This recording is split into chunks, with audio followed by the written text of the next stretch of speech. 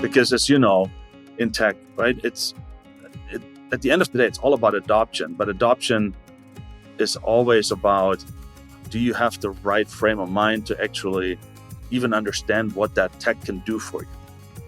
And I think we're at that critical juncture. I think we're starting to see that change. And that gets me super excited.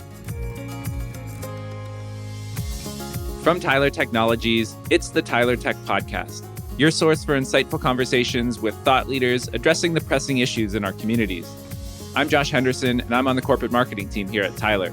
Thanks for joining us. In each episode, we dive into the essential topics shaping our society and shed light on the individuals, places, and technologies empowering the public sector. If you like what you hear, please consider giving us a 5-star rating and review, subscribing on Apple, Spotify, or wherever you listen to podcasts, and recommending the show to others. On today's episode, and to celebrate June being Great Outdoors Month, we're joined by Tyler's Senior Vice President of Outdoor Recreation, Sascha Ohler.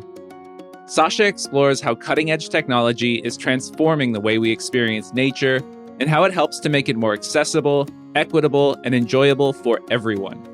From AI-powered trip planners to innovative workforce solutions and the seamless integration of reservation systems, he uncovers some of the exciting developments redefining outdoor recreation. Hopefully, this conversation inspires you to explore the great outdoors. There's so much to cover, so without further ado, here's my conversation with Sascha Ohler. Happy Great Outdoors Month. We hope you enjoy the episode. Sascha, thanks so much for joining me today on the Tyler Tech Podcast. Thanks for having me. Of course.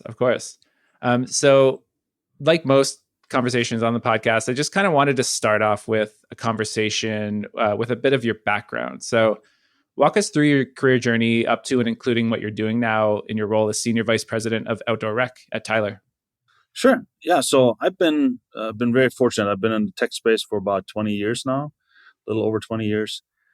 Started my career off on the financial services side and banking and a little bit of insurance tech, and then sort of made my way slowly over into the GovTech space. Been in that space for the last 10-ish years, always in roles either on the sales marketing side or on the product side.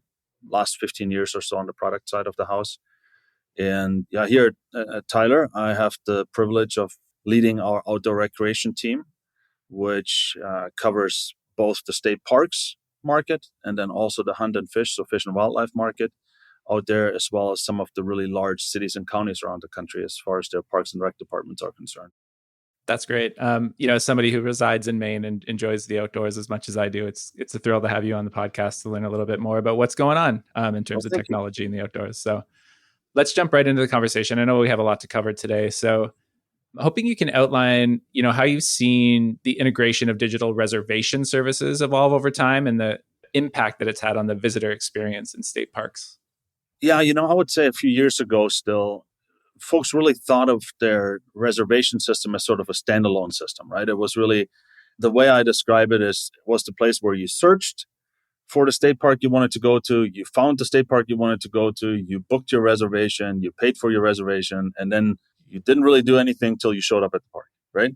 That was sort of the way it worked. And over the last several years, what we have seen is that state parks agencies specifically are really starting to look at how do we create a much more holistic experience for a visitor, right? So these could be things like, as part of the booking process, I start to make recommendation as to, hey, I see that you're really interested in hiking, for example. There's some really cool trails that you haven't, hiked from what we know, right? You might want to try us out. Or maybe I want to include my firewood that I want to use when I do my s'mores with my kids, right? When I show up at the campsite, I want to include that in my checkout process so that it's already ready when I show up at my campsite.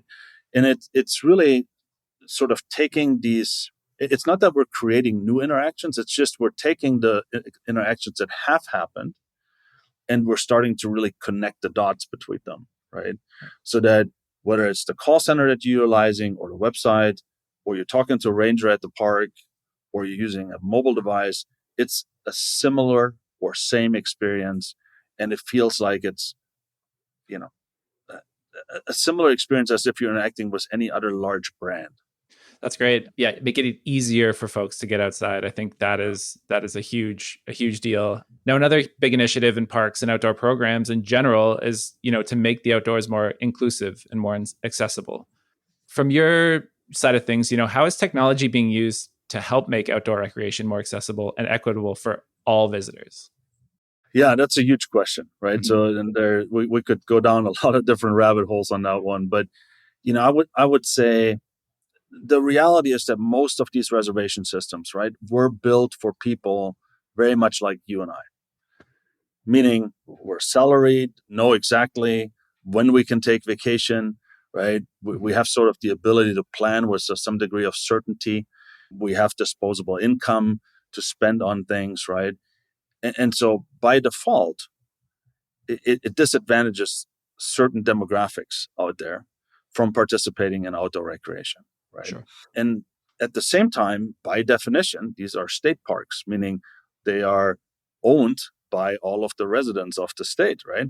And should be therefore accessible to all of them. And so I think what we're really seeing is that technology is not ultimately the tool to solve these problems, but it's one of the tools in the tool bag to help solve these problems and address them. So whether that is giving people who are unbanked or underbanked the ability to use like a prepaid California State Parks card that they can top off at a digital ranger, right, by feeding the digital ranger cash and getting that loaded onto their gift card or their parks card.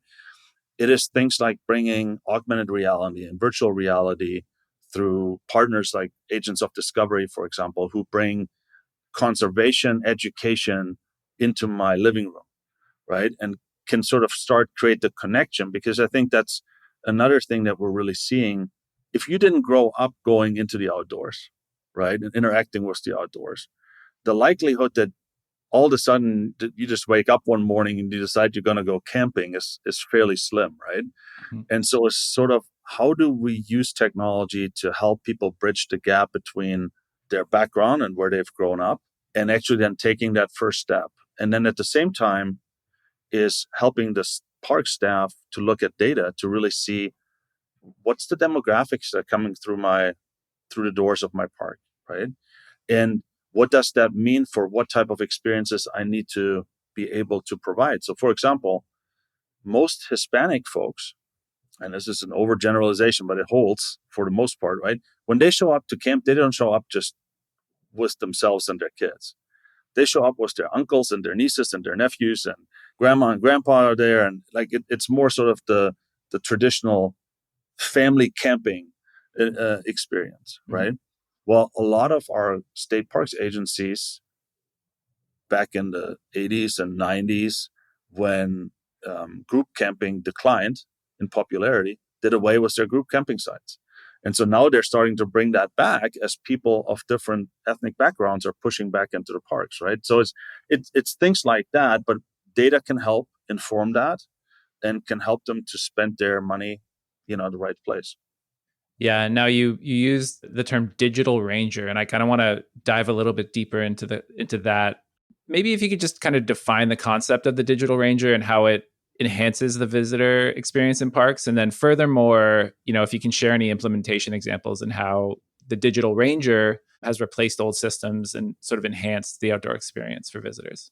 Yeah, absolutely. Yeah, most state parks today have what's called an iron ranger, right? And an iron ranger is generally just a metal pole set in concrete somewhere next to the entrance to the state park. Because the reality is, almost all of our clients, they will have, a minority of their parks that are very, very busy, high visitation numbers, high occupancy rates. And then they have a majority of their parks that are not really all that busy all year long. And they have limited staff. So those places that are, lower visitation, they often just place these Iron Rangers basically at, and it's sort of on the honor system. So it's a $15 a night camping fee, and you grab a little envelope, you put your $15 in, and you stick it in the Iron Ranger, right? And then once a week, somebody comes by and empties that thing.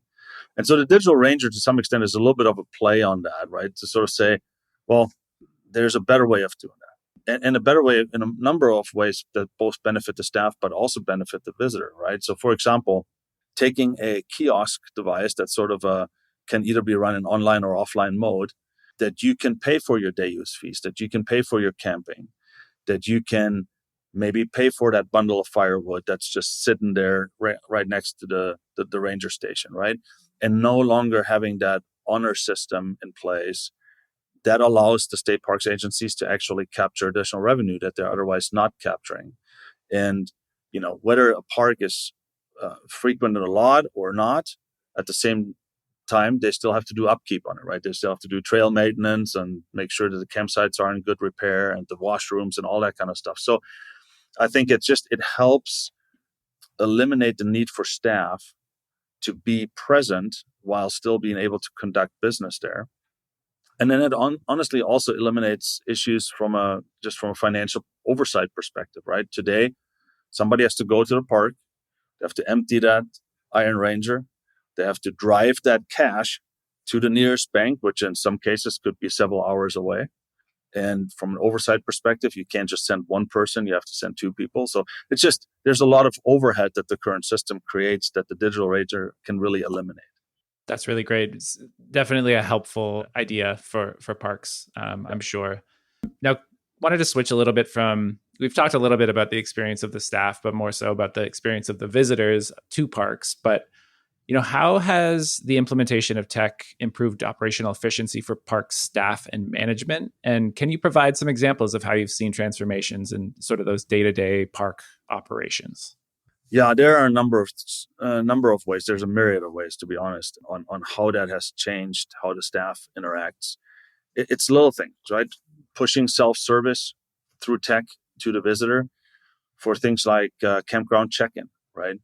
Today, what happens? The campground host is walking the loop, right, and is checking people in as they show up and start setting up their camp or pulling in their campers, giving them the ability to do that automatically on a mobile app and just say, hey, location services are turned on. I'm here at my campsite. I'm checking in, right?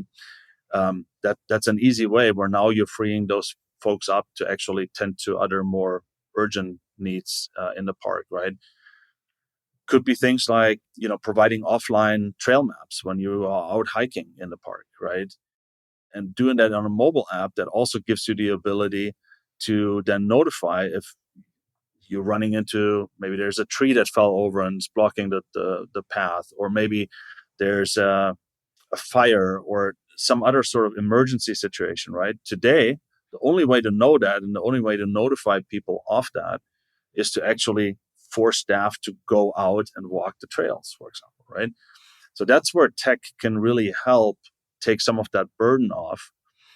Same thing is, I'm sure Maine is not any different than any other state out there. Summer months, busy weekend, right? You have lines of cars lining up at the entrance to the park. It used to be that the way that you managed that was really you had to pull up to the ranger station, you paid your fee, and then they would open the gate and let you through, right? Now we have things like Bluetooth connected printers, mobile printers that are connected to a tablet, and somebody can actually walk the line, similar to what they do at a lot of the fast food restaurants, right? And stuff like that. Mm-hmm. And they can speed up that process, or we can utilize license plate reader cameras with automated lift gates where somebody has a annual pass to the parks. They don't have to go in line. They just bypass, go through the express lane and reach the license plate and lets them in. So that's where tech can really help take the people who didn't choose the profession of going into working for state parks in order to check cars in at the station, right? They wanted to do interpretive programming. They wanted to work with the outdoors, be conservationists, be educators, right? It allows them to go back to what they're really passionate about. I'm curious too if you have any case studies that you can share from parks that have successfully implemented some of the technology we've discussed, because I know, I'm sure you're working with clients all the time. It's going to be a case by case basis in terms of what they're able to implement and when and what they can afford and things like that. But curious to get some examples from you. Yeah, so Florida State Parks has been very aggressive in implementing the sort of walk the line, so the mobile printers that are hooked up to their tablets. They do that in the vast majority of their state beaches. And the heavier traffic parks, that has been a significant improvement from a visitor experience and staff experience perspective. Missouri State Parks actually is probably one of our most advanced users of analytics, right? They're using analytics to really look at what's the radius from which people are coming to individual parks, right? And then what are the utilization rates by type of sites, campsite that are being booked, so that they can then make long-term decisions from a funding perspective to say, well, we need more of these types of sites and we really need less of these types of sites, right? Just from an occupancy perspective.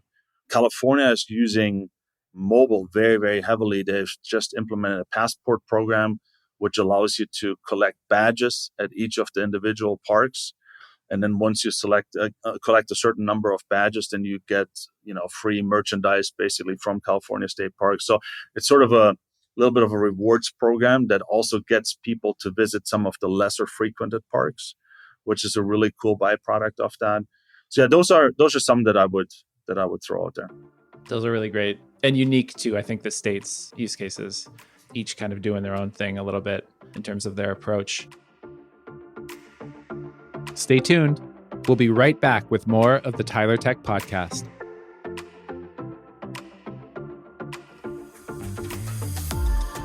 I hope you're enjoying listening to this episode of the Tyler Tech Podcast. I'm here with my colleague Jay Champion to talk about the importance of tech modernization. Are you struggling to maintain your legacy systems? It might be time for a change. That's right, Josh. We just released a white paper that outlines the 5 main risks of legacy systems and the benefits of modernizing your digital infrastructure. From security weaknesses to inefficiencies and high maintenance costs, legacy systems can really hold back government agencies. So what are some of the benefits of future-proofing with an updated tech stack? Modern cloud-based solutions help to streamline processes, protect against cyber threats, improve the resident experience, meet compliance requirements, and provide more scalability. Are you ready to leave your legacy systems behind and improve your digital services? Check out our show notes for resources to help you get started, and reach out to us at podcast@tylertech.com to connect with a Tyler expert today. Now, let's get back to the Tyler Tech Podcast.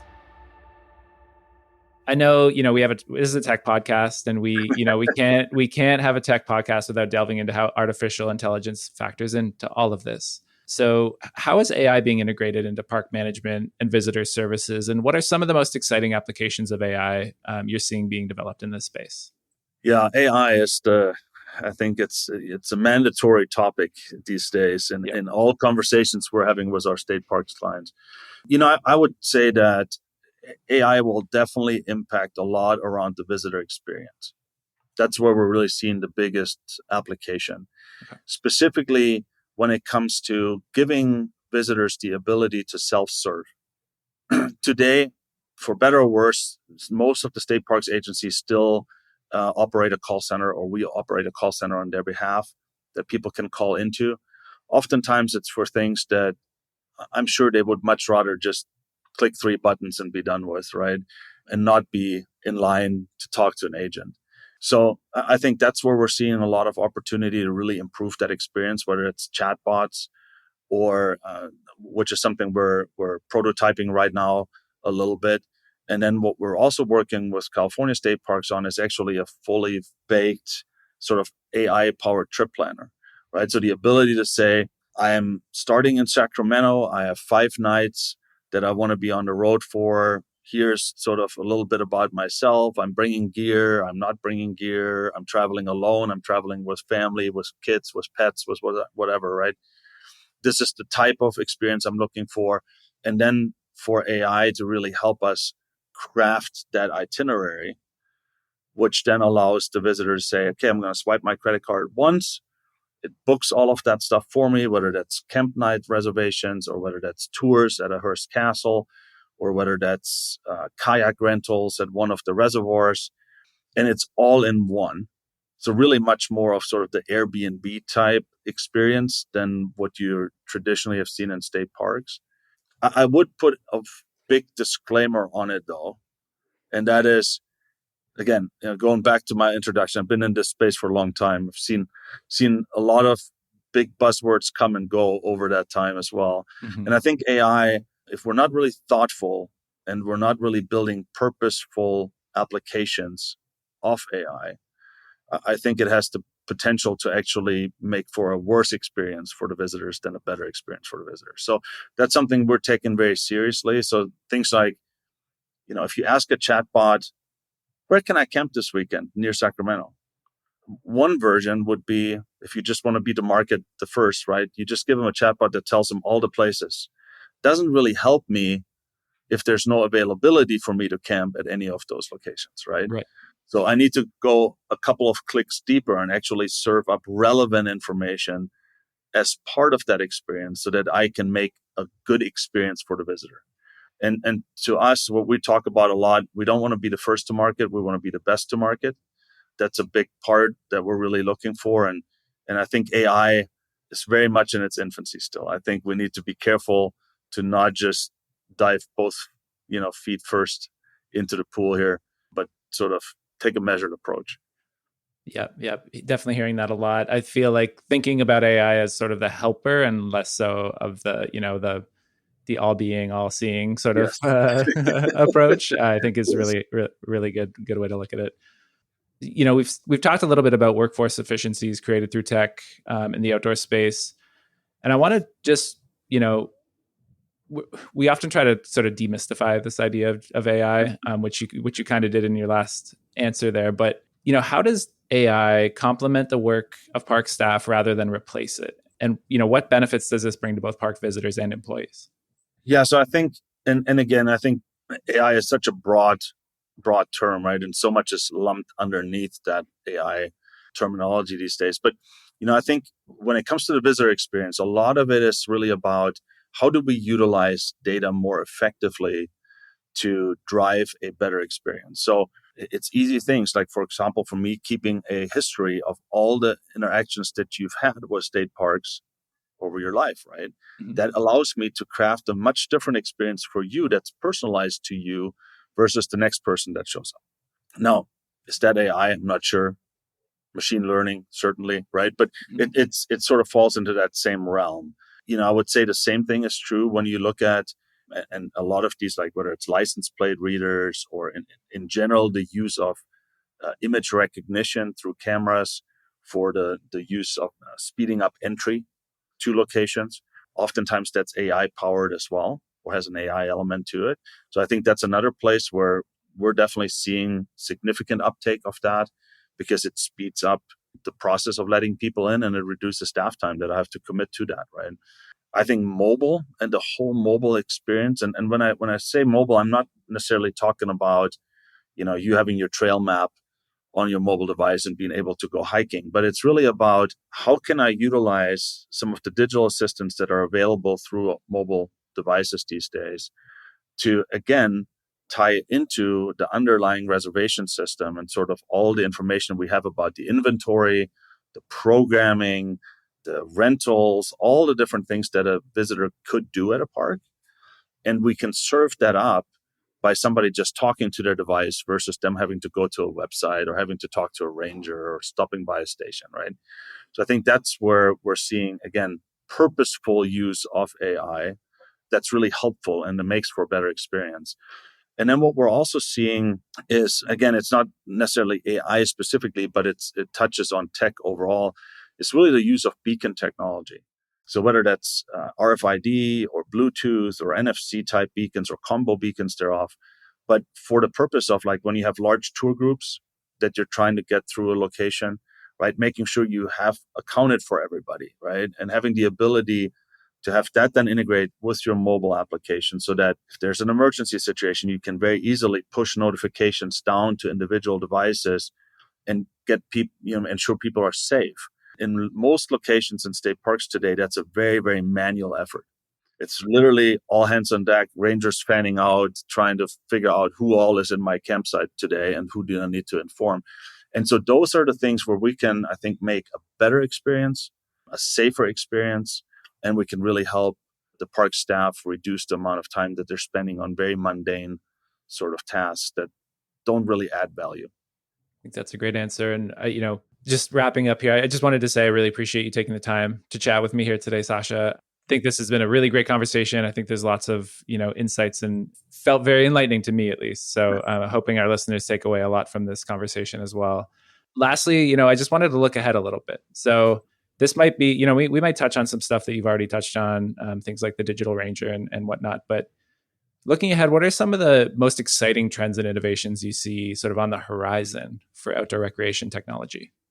Yeah, I would say, and this is related to tech. I promise I'll get to that in a second here. But what I think is very interesting to see is I think our industry, partially because of what happened during COVID, right? And sort of how many people really pushed into the outdoors for the first time in their lives because they couldn't go anywhere else, Mm-hmm. right? I think it changed the way that our clients think about themselves. And what I mean by that, before they really thought of themselves as, hey, I manage a state park. And I think now they're thinking about themselves as, hey, I have this brand that I am responsible for. I'm part of the hospitality business, right? Like it's changed the perception. And I think with that change in perception, they also started to understand that I can't do things the way that I've always done them. Because the people that are showing up are not the same people that have camped here, every 4th of July weekend for the last 20 years, and they know the ins and outs of everything. These are people that have never pitched a tent in their life, right? Never pulled a camper into a campsite. They've never participated in a ranger-led hike or anything like that. And so how do I cater to them?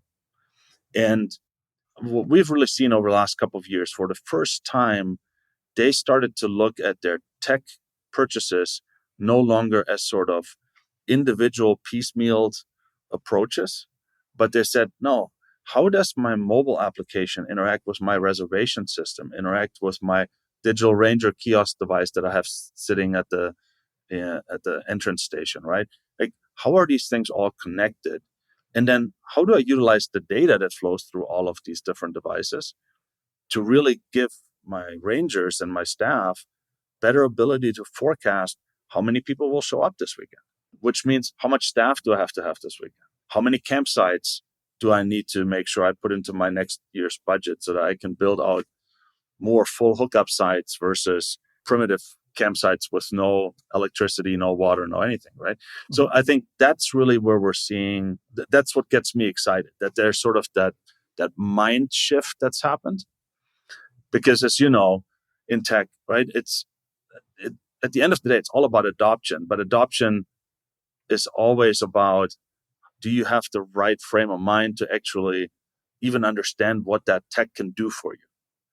And I think that's we're at that critical juncture. I think we're starting to see that change. And that gets me super excited. That's great. I think that's the perfect place to wrap things up. Sascha, thank you. Thank you so much. Lots of exciting things ahead. Thanks for joining me today and hope to have you back on again soon. Absolutely. Thanks, Josh. I appreciate the opportunity. We'll talk soon.